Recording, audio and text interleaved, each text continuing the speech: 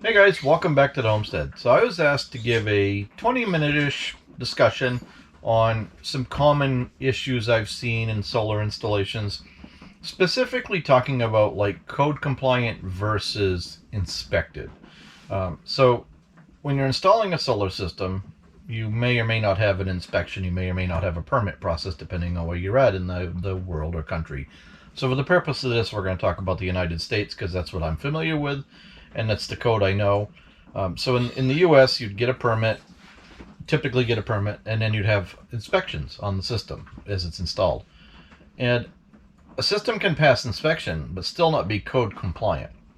And the issue with that is that, of course, if there is ever an issue and there's a fire or somebody gets hurt or something like that, then you could be liable for that, or the homeowner could be liable for that and then come back onto you as the installer. When I say you, I'm talking about, the chain of command here through the person that paid for the system to the person that installed it, depending on, they could be the same person. Um, an example of that, just the other day, I got a set of pictures from a customer who installed a 600 volt charge controller. He had an electrician actually install it, and they used one of the pull-out 120 240 air conditioning disconnects. And I don't know if you guys have seen those or not, but they just got a little pull-out that you can pull out, turn over to turn it off to disconnect it. And it's just two copper blades that stick into two sockets, and that's your air conditioning disconnect. They use that for the 600 volts DC. The inspector looked at it like, oh, it's a listed product, right? He didn't actually go see, are you using it within the parameters of the product? He just saw that it was a listed product and said, good enough, right? But you as the installer or the electrician, when you installed that, now you've got a product that could catch on fire, could, arc real bad. Somebody could get hurt when they pull that out because of the 600 volts DC. So we're going to start up on the roof, and I'm going to kind of walk you down through the system and just talk about some of the top things I've seen, 10, 15, 20 items. We'll see how far we get in 20 minutes, right? So on the roof, I'm not going to focus on structural. I'm only going to go to electrical because that's my specialty. If you're putting solar panels on your roof, a lot of jurisdictions require engineering documentation about loading. I'm going to stay right out of that. So let's go to the electrical aspect of up on the roof. The first thing I see a lot of is lack of proper grounding. You have to follow the procedure for grounding depending on the racking system you're using. Like if you're using an Iron Ridge racking system, their UFO bolts have the grounding equipment built into them that ground to the rail, and then you use bonding hardware if you're putting rails together. You put your grounding lug on, you have to run your grounding wire across one rail in every row, if you will, and follow that back through. So that's one of the most common mistakes I see, is that people don't actually follow all the proper grounding procedures for the equipment they have on the roof. That would get grounded back to your combiner box and then down through to your system. And that's one thing. The other thing I see on the roof a lot is lack of combiner boxes or improper voltage on the combiner box, or something like a homemade combiner box. So people will sometimes, the DC combiner boxes are a little more pricey than, say, a breaker box from Home Depot or Lowe's. And they'll try to cheap out and use something different, or not even use one at all. I don't know how many times I've seen those MC connectors that have like 2, 3, or 4 of the, MC connectors on them to a single output. And I see people take 3 or 4 strings of modules and plug them into those and bring one set of cables down off the roof, and now you have no overcurrent protection.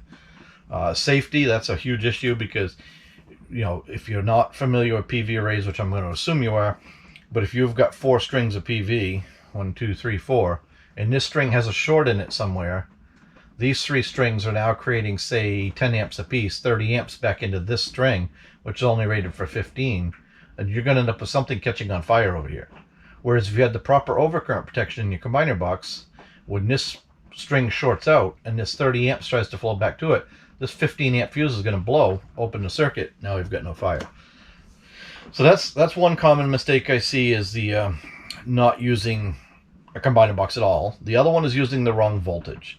I don't know how many times I've seen somebody buy a lesser expensive, say 150 volt rated combiner box and put circuit breakers in it and then hook 600 volts up to it. If there's ever a problem, just like I just listed, and that one string shorts out and these 3 back feed into it, when that breaker opens at 600 volts, it's going to catch on fire. A DC breaker is rated for a voltage for a reason.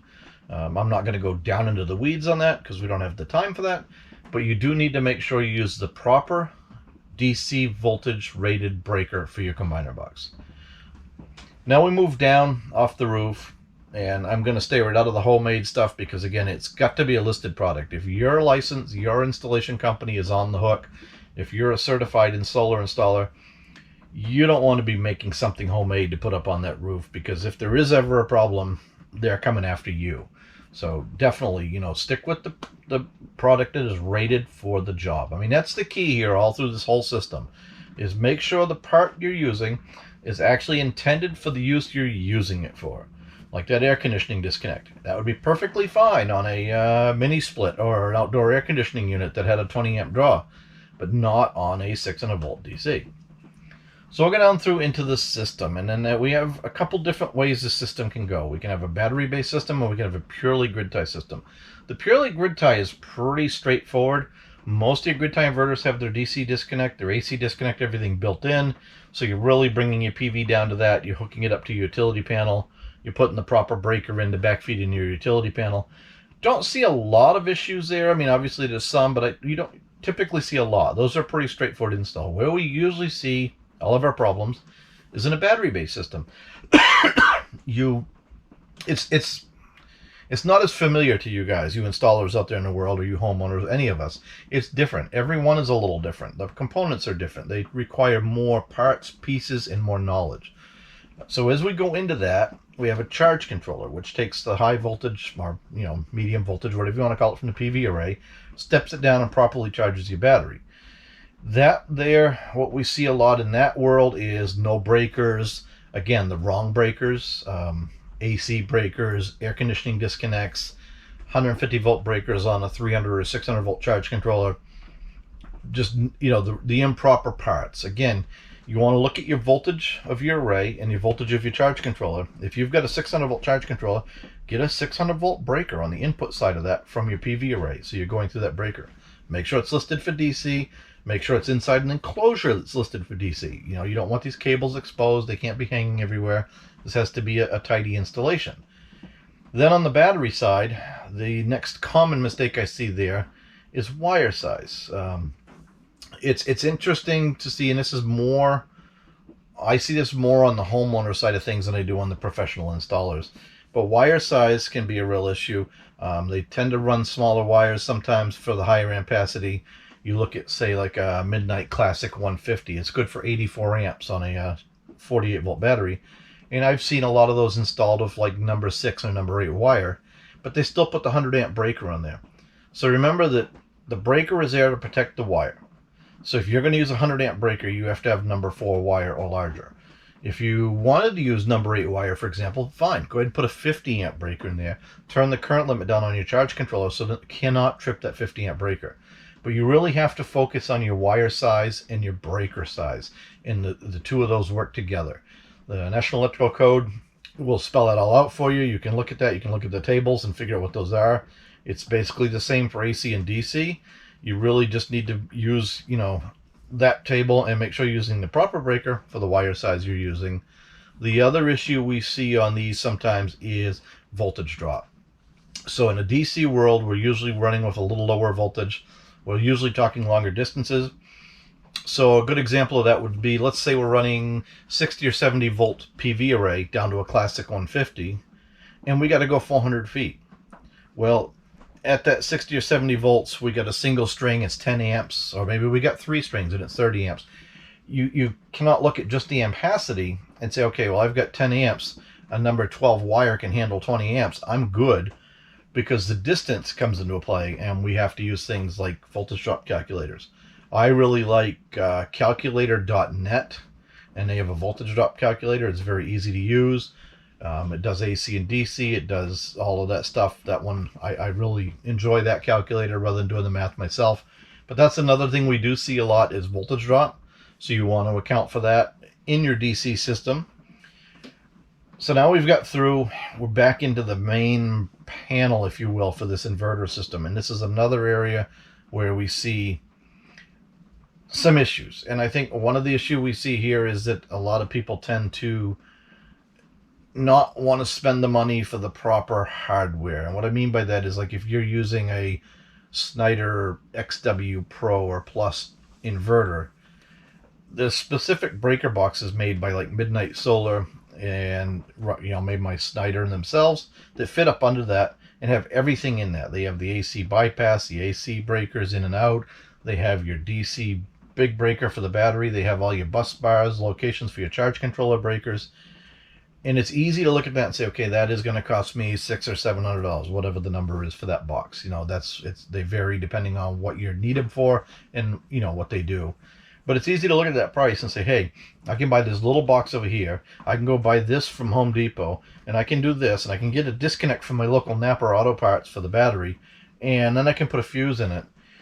And it may all work, but again, when you stand back and look at it, you've got wires everywhere. You've got a lot of different moving parts. And if there's ever an issue, it's just going to be real easy to point at the installer and say, that part wasn't rated for that, or that part wasn't intended for that. So a lot of times we see things like that. We see also the lack of a battery breaker or overcurrent protection, fuse, or anything on inverters.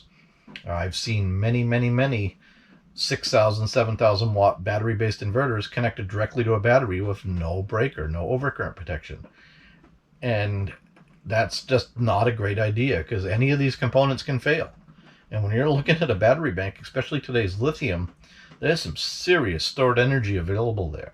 And if you have a failure inside your inverter, be it a Magnum, a Midnight, or any one of those inverters, and that shorts that battery bank, and you don't have that overcurrent protection, you're going to have a massive event there on your hands, and it's going to get really entertaining for a period of time. So that's another issue we see in that general area, where I think it's a want to save money, if you will. And that comes in back and bites you later. It's harder to troubleshoot. It's harder to flow through the system and understand what's going on sometimes. So that money is usually well spent buying something like a Midnight E-panel, or the breaker box made by the manufacturer, in this case like Snyder, or if it's a Magnum, just whoever makes that panel, that money is really well spent. So then we move down through and we talk about some of the things in the AC world and the battery-based system. So the AC side is pretty straightforward. Even in a battery-based system, you've got a bypass in the inverter. The inverter is rated for a certain wattage, and you've got a utility or a generator, and then you've got your load center. So if you're doing like an off-grid system, you've got your breaker panel over here that's fed from the inverter, and you've got your generator over here that would charge the batteries during periods of bad weather. Those wires just have to be sized according to the breakers that are protecting them and the system design. What I mean by that is, like in a case of, say, a Snyder XW Pro, it says a 60 amp internal bypass at 120/240. So you would want to run at least number 6 wire from your generator or your utility through that system and out to your load center.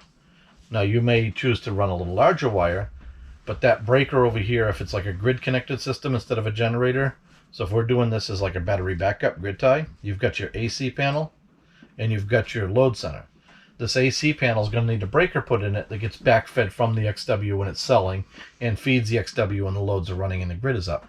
This has to be no larger than 60 amps. You have to start to follow that through. Again, make sure you use the proper breaker over here. Make sure you use the right wire size. If you're using an inverter that's 120 only, you get your load center, it's 120/240. You have to figure out how to get, balance that out.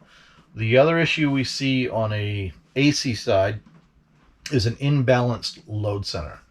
Some inverters don't care so much, some do. But when you get into your load center, you want to kind of try to balance it out. You want to put not all your heavy 120 loads on one leg of that inverter. So in a load center, you have a breaker, a breaker, a breaker, a breaker, a breaker, a breaker. The breaker across from each other on the same leg, the next two down are on a different leg, the next two down are on a different leg. So if you've got, say, a microwave, and then you've got, I don't know, pick another big load, 120 volt load, you don't want them on the same leg. You want to kind of try to balance that out to even that inverter out.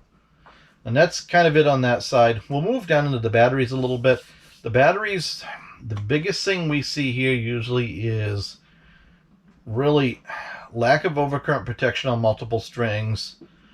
The other big issue we see is a lack of the proper English. The lack of the proper combiner. I don't know how many times I've seen 6 or 7 strings of AGM batteries with cables going everywhere and 2 going up to the inverter. You need something like, the Midnight battery combiner that will bring all those together, and each string has to have the same length cables going into that combiner. And if you're doing multiple strings of batteries, you really owe it to yourself to put a breaker on every string. So if there's ever a problem, that one string will trip and take itself out of the equation instead of being backfed. So that's kind of really that's one that really comes up a lot. Is it we'll see a lot of strings of batteries. I don't know how many times I've seen like 4 strings of batteries in parallel, and the positive and negative go to the first string, and then it goes down through to the last 4th string. And what happens there is your first string does all of the work, and the last one really doesn't get to do much. So, that's something to also keep aware of. If you insist on hooking up 4 parallel strings without a combiner box, hook your positive to one end of the bank and your negative to the other end of the bank. So it has to draw through the whole bank, and that will sort of even it out. But generally speaking, we try to limit to 1 or 2 strings when we're talking any kind of lead acid battery. And if we're doing multiple strings, we really want some kind of combiner box bus bars, and we want equal length cables. So that's kind of some of the things that we've seen when it comes to, code issues. We'll talk a little bit about, I'm going to back up and talk a little bit about rapid shutdown and a few other things. So one thing that you want to look at too is what does your jurisdiction require? You may be on 2014 code, you may be on 2017 code, you may be on 2020. It's important you understand that and use the right products. If you're on 2020 and you need, module level shutdown, make sure you're using all SunSpec compliant products. If you're using an AP Smart receiver up here that's SunSpec compliant, make sure you're using that with your say SMA inverter that's SunSpec compliant. You just make sure things all work together. That's going to ensure that you don't have headaches, and your inspector is really going to look at that and say, okay, everything's compliant. I don't have to worry about it. In the DC world, we run into things like arc fault, ground fault, and those type of things. And it's really important that you make sure you follow your code, use a product that is listed. Make sure that when you're installing this, you do use the right components. Make sure that you follow all of that and you use the proper arc fault devices, be it, like a classic or an Outback charge controller that has arc fault. But that's one of those things that you have to follow through, because the inspector a lot of times won't see those little details. And if there's ever an issue down the road, that comes back on you, the installer, for not doing the job properly. So as a licensed electrician, one of my duties is to install electrical equipment per code. Safe, sound, right? It's not really the inspector's job to catch me on any of those failures.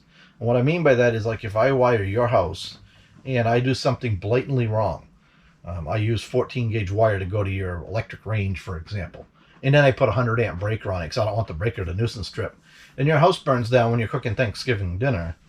If the inspector came in and signed off on that electrical installation and didn't catch that I'd used 14 gauge wire, he has no liability in that at all. None. Zero. The county or local jurisdiction that's doing those inspections, they have zero liability in that. That insurance company is going to come in, they're going to see that fire, they're going to look at that wire size, and they're like, who wired this house? And they're like, that guy on the other side of the camera did. And they're going to call me and they're going to, hey, how good is your insurance? We need to build a new house. And that's all going to be on me because I used the wrong size wire. So again, that's the biggest thing I can pound into you in this video, is that it's on you as the installer. Be it if you're a certified solar installer, you're the homeowner, your job is to do the job correctly. The inspector's job really is not, he has no liability in this game whatsoever. So I think I've covered most of these things. I mean, there's a lot more in detail. You guys can ask questions. We can do a follow-up, whatever the case may be. But it's really, the big points are use the proper voltage rated devices for your DC. Make sure that you're using DC rated equipment. Make sure you don't have just exposed wires hanging everywhere. Use the proper products, etc., etc. So hopefully that was helpful. Hopefully that answers some questions, and we can go from there. Thanks for watching. Don't forget to like and subscribe.